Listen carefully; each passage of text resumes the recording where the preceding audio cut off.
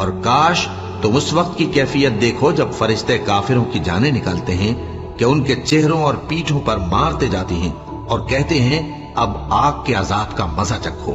یہ ان اعمال کی سزا ہے جو تمہارے ہاتھوں نے آگے بھیجی ہیں، اور یہ جان رکھو کہ اللہ بندوں پر ظلم نہیں کرتا۔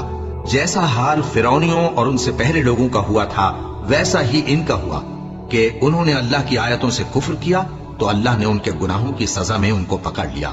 بے شک اللہ زبردست ہے، سخت عذاب دینے والا ہے۔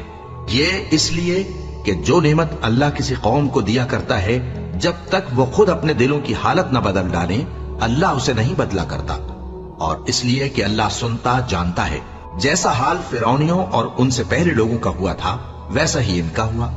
انہوں نے اپنے پروردگار کی آیتوں کو جھٹلایا تو ہم نے ان کو ان کے گناہوں کے سبب ہلاک کر ڈالا اور فرعونیوں کو ڈبو دیا، اور وہ سب ظالم